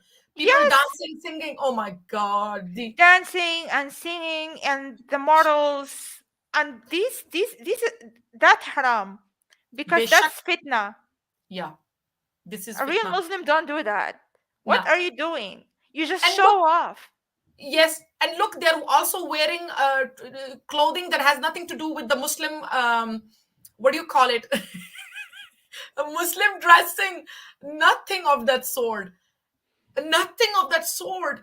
You know, they're wearing jogging trousers and this and that, standing and praying. I mean, I just showed that even Allah says pray in private. Allah says in Surah 7, Ayah 55, pray in humility. This is not humility, by the way. And this is not private, by the way. So you, dear Muslims, I just showed from your own Quran that you should do this kind of a praying and not what you're doing in the open. And in private, it also what's the message they want to deliver? What's the message behind this? Because they don't do that for fun. Or they just not bored. Like the mayor didn't wake up this day and say, I'm bored. Let's just show some diversity. No, they don't think about diversity or equality or any of these things. They just have an agenda, and their agenda is just apply the Sharia law, like what happened in UK. Like UK right now has like Sharia, like separate law for Muslim. They have a kind of court. It's just like separate between Islamic law. Like it's the same thing. It's the same thing that we as women just were struggling in the Middle East. We were fighting these laws. Like why women should like her shahada must be like half half shahada of men. Why she has to get that like half of the inheritance. We are fighting for women rights in Middle East, and they're applying it in UK, and then they call us Islamophobe. Now you mentioned about Sharia. Listen, I am I'm so very angry when I'm just talking about this because you guys are joking. UK is yeah. supposed to be a democrat state. Like, where is the democracy? Why it's a double standard? Why you have a separate court? Yeah. They must respect your law because when you go to their country, they're just claiming that hey, you must respect my law, you must respect my country. But why they don't, and why you just give them the chance to do that? And there are a lot of jihadists in UK, a lot of jihadists, and I've seen what happened in Denmark a few years ago, and still happening. Like they still don't like that Denmark and some parts of France like banned niqab, like the burqa. I'll tell you something. First of all, when Muslims don't respect, this is my humble opinion. When Muslims don't respect the law of another country, it's because they are not respecting themselves. It's a psychological thing. When you don't respect yourself, you don't respect other people. It's a reflection. Well, your actions, it's about you actually, what kind of a person you are. That is one thing. Secondly, I would like to say anyone who wants Sharia in a Western country that is a democratic country or is a so called kafir country, you can say. First of all, I would, as a government, say, listen, you want your Sharia? Fine. We'll talk about it. First of all, give up your citizenship of this country. You will be on resident permit only. There is one thing that will happen. When you give up your passport, you will get down to that level of that. Because why am I saying that? You have to, if you're going to follow khilafat, the Sharia law, not khilafat, the Sharia law meaning Allah's law. So if you want to follow Allah's law, you have to give up the passport, the citizenship of this country. Why? Because then you are declaring, yes, I don't want to be a British citizen. Because when you say I'm a British citizen, then you are a British, like a Western person, right? You're a kafir, basically, indirectly. This is how I perceive it. So you have to let that go first. That is the first step. That should be the first step. Then you're talking about, okay, I want to follow the Sharia. Fine. You create your own system, whether it's a banking system, whether it is the right of a women system, whether it's the child support system, whatever it may be. You detach yourself from the system that we are running, whether it's the money for the children every month, whether it's the support for women economically, whether you want to work, then we will not be hiring you in our shops, in our companies, because then you will be at home working for your husband, or doing whatever you want to do. Because then if you want to separate, then let's separate completely. Let me give you another example as well. If a gang member has committed something in the city, then according to the Sharia, let's say there is a court of the Western and the Sharia inside, they do it like that because it happened in their country. So the Sharia law, according to Sharia law, his hands should be cut if he did the stealing, or if he did something to a girl, a Western girl, then according to the Sharia, he should be punished because he touched a girl that he should not do. He committed adultery, zina, whatever it may be in the country. So he did something that he should follow according to the Sharia.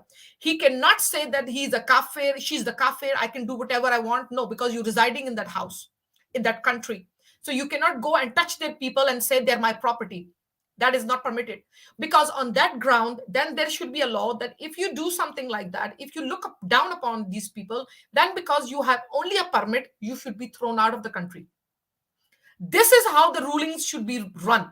Like, yes, you want to have your Sharia, okay. You want to wear your burqa niqab, okay. You want certain rights, okay. But then you get punished according to your laws in our Western courts. Pin to point. And their court systems should be very open, like to the media. everybody should be, looking at this, that this is what will happen. They don't want, no, they don't want that. They don't want that. They are trying to escape of that. And you know what? The funds they are taking, this Islamic charity in not only UK, in Canada and some parts of Europe, Germany, UK, and in Canada.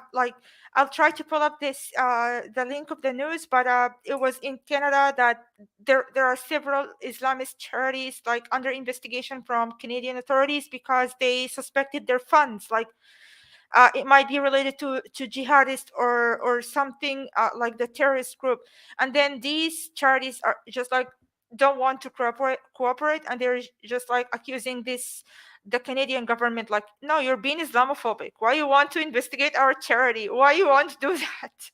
Yes, there are many. I'm also going to try to find something for you in a minute. I'm going to show you something where there's a YouTube called undercover video of women at British mosque saying, kill those who reject Islam, by the way. This is a video 6 years ago, by the way. Okay, can you share it? And I will share my I found the link. I will share it later, but I'll share with you. This is what happens in England underground. Look what they say in the beginning and how they switch so fast. Look at their double standards, how dangerous this is. This is happening in England.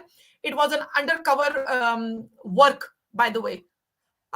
This is no joke. This is serious matter, by the way. Can you see this undercover video of women at British mosque saying, kill those who reject Islam? Okay. Oh, can you play that video? Yeah. All right, I'm going to open it. I'm not shocked, by the way, because that's the role of Islam. That's the law of Islam. Exactly. Here it comes. Occasion, a group of non-Muslims and there are translations and sayings, so listen carefully, guys. Is invited to sit down with the circle. The preacher promotes Islam to them, but talks politely about other religions too. And the message, the Quran, came to confirm the truth in the previous scriptures. But as soon as the interfaith group leaves, the same preacher's tone changes completely. She now says Christian teachings are vile. And we feel nothing sometimes going past the church. We don't look at it and discuss and think, subhanAllah, what are these people doing in there? What they say with their tongues is so vile and disgusting. It's an abomination. Like the other preachers in the circle, she says she's teaching from the works of the Saudi scholars. In this case, Sheikh bin Baz, a former Grand Mufti of the kingdom. The teachings include that a Muslim cannot be tolerant of other religions. He shouldn't just be indifferent and say things like, you go to church, I go to the mosque, let's all stay together like one big happy family and all be united as humanity. This is false. It does not work. This concept is a lie. It's fake and it's a farce.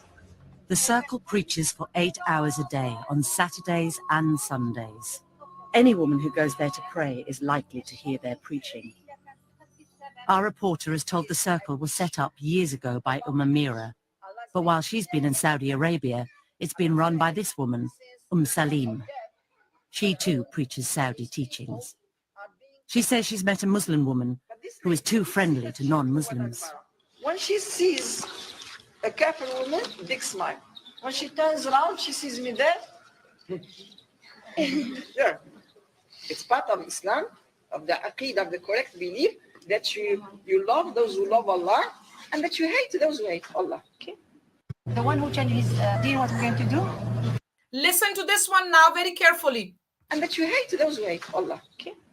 The one who changes his deen, what we're going to do? Keep. The last day will not come until the Muslims fight the Jews and kill them.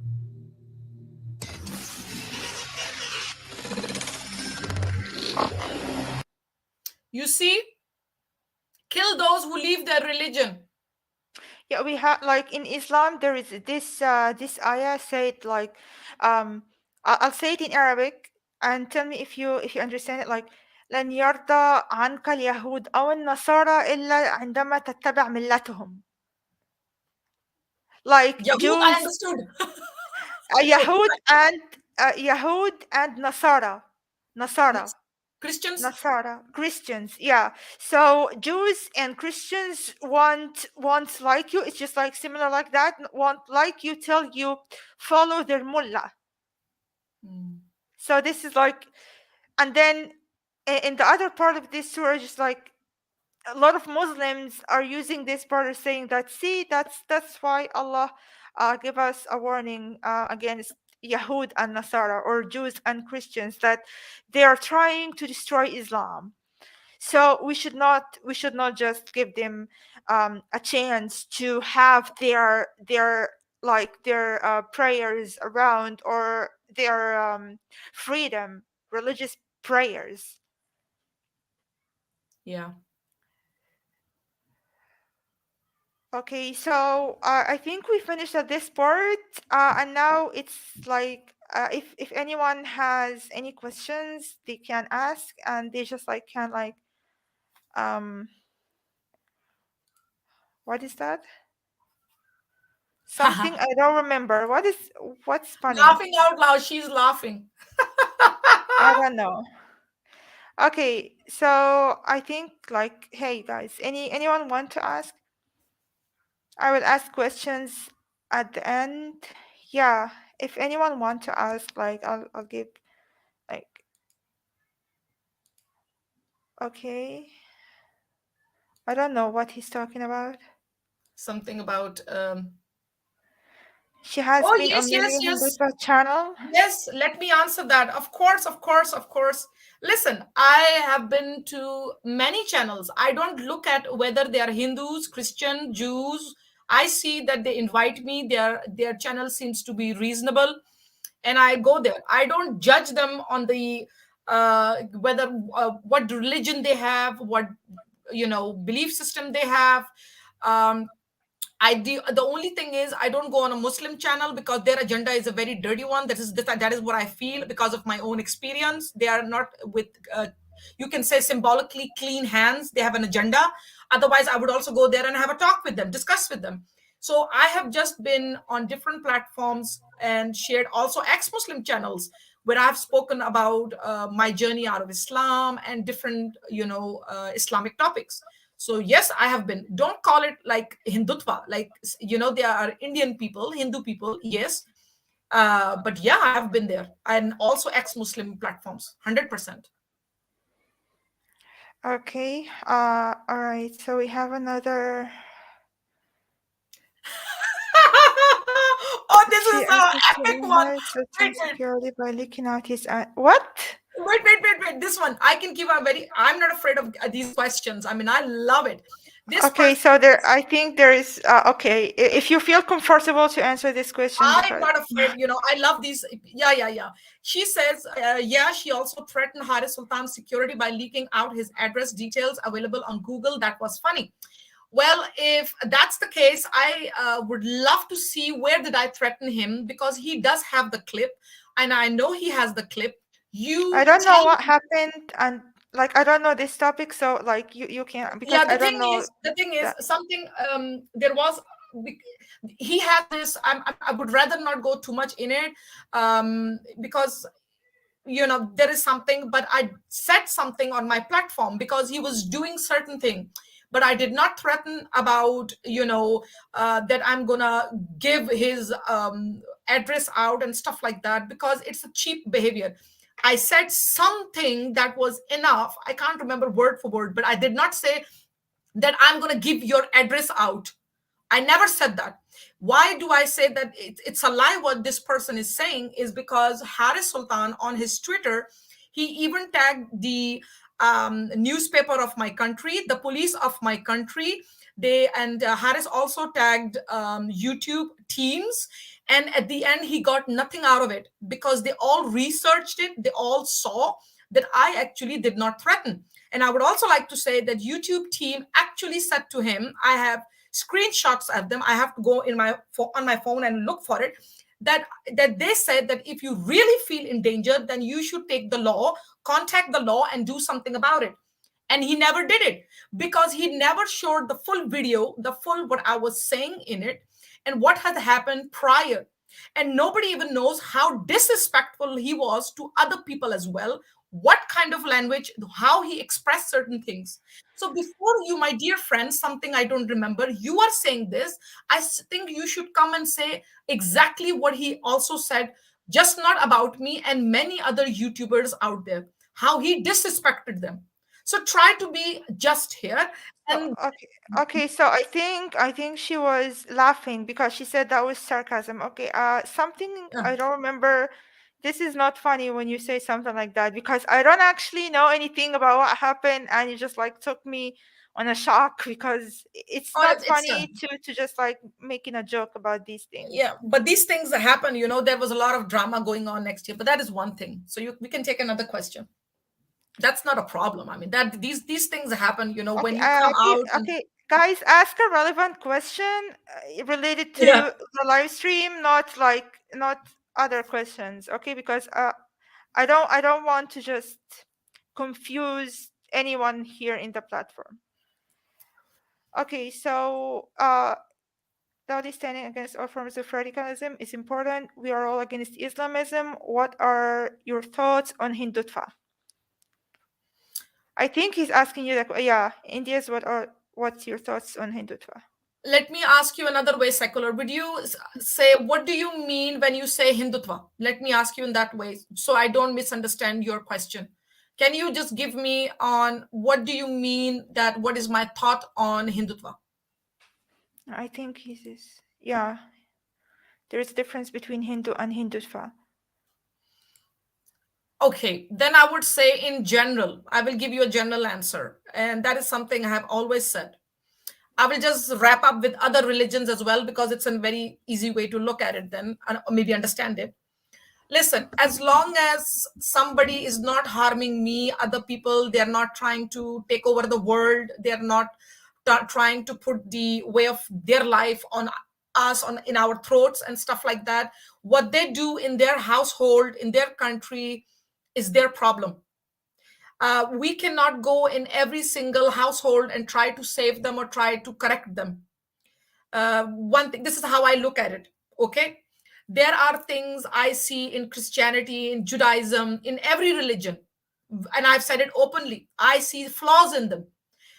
Cultural thing is something else that is man-made. Okay, let's say about the religious matter, right? Because they say this is a God thing.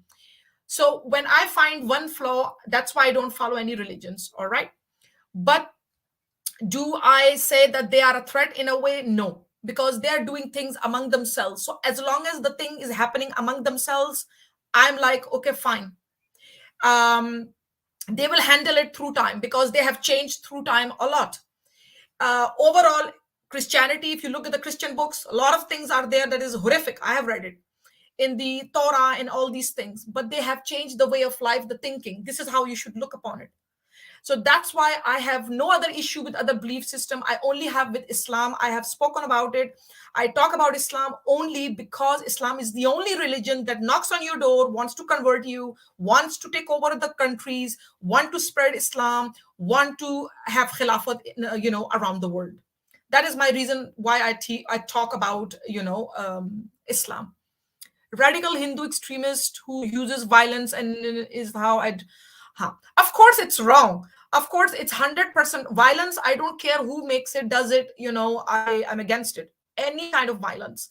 But keep in mind, if a Hindu extremist does something which is out of the book of his own religion, then he's doing it on its own.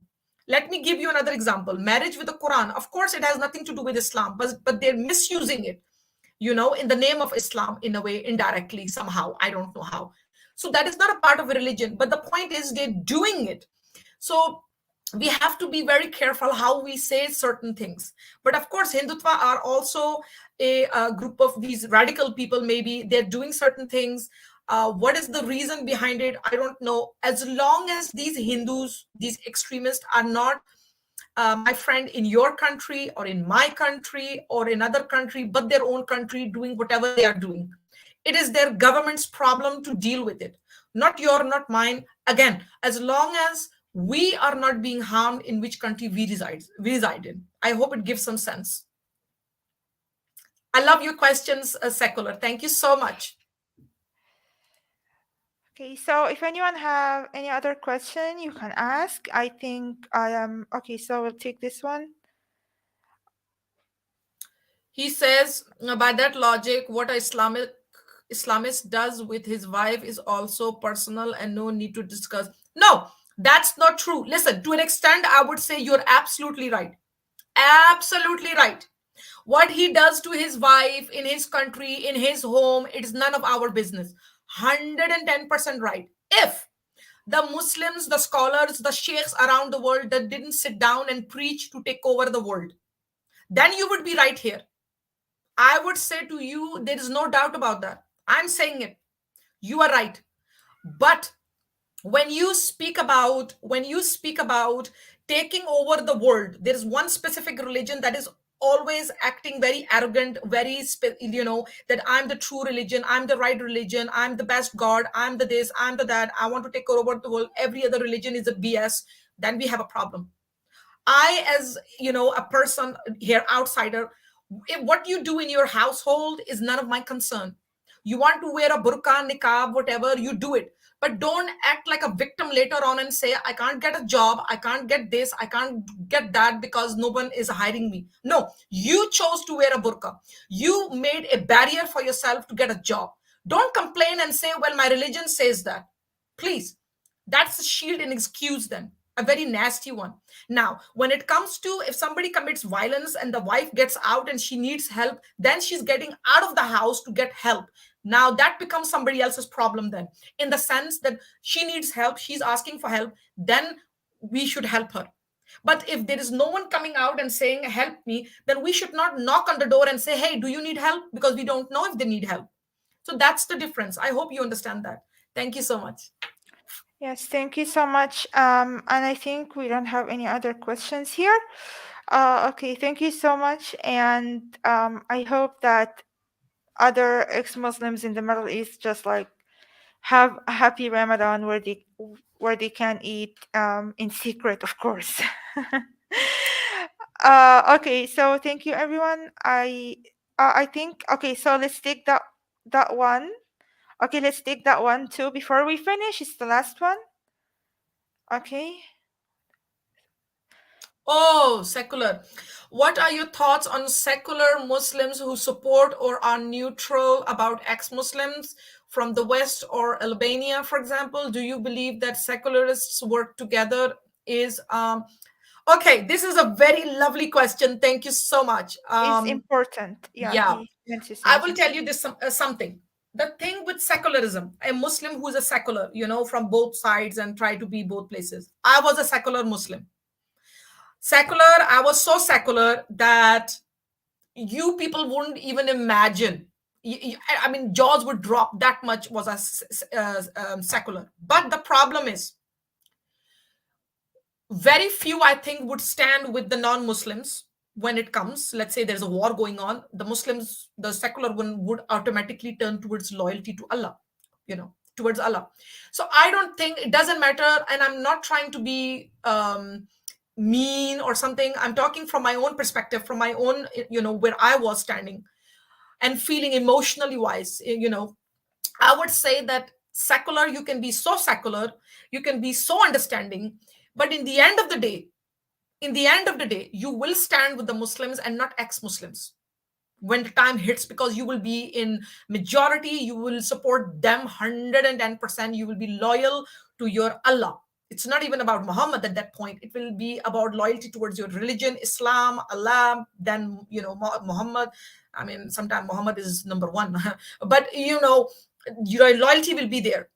So for my own experience, yes, I used to say I was on television, I was on this and that yes, my loyalty is to my country, blah, blah, blah, which was, but it's a very rare case, I would say. Because I've seen people who call themselves liberal Muslims, moderate Muslims, but when somebody criticizes something about Islam, then all hell breaks loose in the end of the day, So I don't believe that majority of moderate Muslims will stand with us if hell breaks loose, symbolically. Let me put it this way. So I don't believe in that. And at the last, I would like to say to all the public people watching, first of all, Dolly and this platform, thank you so much for having me to, that I was permitted to share my story. I humbly say thank you. And I would also like to share very, very carefully here that please do understand that I'm not an agnostic. I'm not an atheist. I follow no religion. I follow no God. I'm just a spiritual person, meaning I seek knowledge. I try to find out, understand what this world is, who I am, try, understand this whole, why am I here? Just getting information. So I'm more of a spiritual person. I'm not a Hindu either. Even if I wear something on my forehead, it is just a spiritual thing for me. Because many people, they think I'm an atheist, a Hindu or something. I'm not. Let me make this crystal clear. And I would also like to say to any Muslim who watches this and who has already watched or will be watching, listen, try to understand our feelings, ex-Muslims' feelings from our perspective for a moment, instead of always saying that it's all about you. If you want respect, if you want acceptance, try to accept another person, because you will never be accepted if you think you will be accepted and respected if you don't do the same thing. It's a law of karma also, you say, and whatever you give out is what you get in. And before you even criticize people like us, ex-Muslims, please understand that we read and we have understood what Islam is before we even left. One second. Okay, so Rakis say, I hope you are analyzing the logic and replies in the comments so that you can take a better stand. Let me reply to you. Okay, so first of all, people, if they are asking relevant questions, okay, their question will show. Okay, so this is how I'm analyzing. You're not telling me what I should do or what I shouldn't do. That's what I wanted to say. Yes. And I would say people like me and Dolly and many other ex-Muslims, we actually left Islam because we studied Islam. We don't need to be professors within the field to understand what Quran says. Quran is very simple, according to the Quran itself, that it's very simple and detail oriented. All the answers are there. And yeah, and then the Muslims just keep on saying that you didn't study the Quran very well or the Islam very well, because of that you left. Or you were never a Muslim. That's wrong. Yeah. And you see, and you were never a Muslim. And to those, I would also like to say, listen, half of the Muslims, I would say majority of the Muslims don't even know the Arabic language. They have never read the translation. Then they must not be real Muslims either. Okay, 5 Muslims, different rooms, you will never be able to define when are you a real Muslim, even with scholars. That is another thing. But please, dear Muslims, a humble request to you, before you say that we are wrong at this and that, read your own Quran, read the translations without the Ibn Kathir tafsir, without the bracket, educate yourself. And if you still feel there is something wrong, do reach out to us, and hopefully we will be able to give you a good response. There is no agenda, at least from my side, to bash or disrespect your religion, because you are good at it yourself, in the sense that your own people are giving their daughters away to Quran Sharif. They are marrying their daughters to the Quran. That is a blasphemic action, dear Muslims. It is not me doing it. It is not Dolly doing it.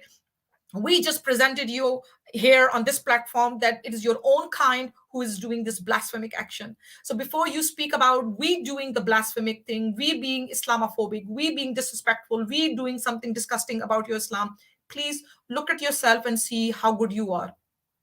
Thank you so much, Dolly. Thank you to the viewers for all your amazing questions. Thank you. And for everyone who are seeing that in English or in Arabic, that video will be translated from English to Arabic soon. So hit the subscribe button if you're not subscribed yet. And I think there is a bell button. Like, I don't know how to say these things. Like, you know what notification, you should do. Notification button, or this bell button, share, like, okay. Okay, and of course I have a Patreon, so to keep this channel running, and I just like oh, by the way, I created new things, like follow the Patreon.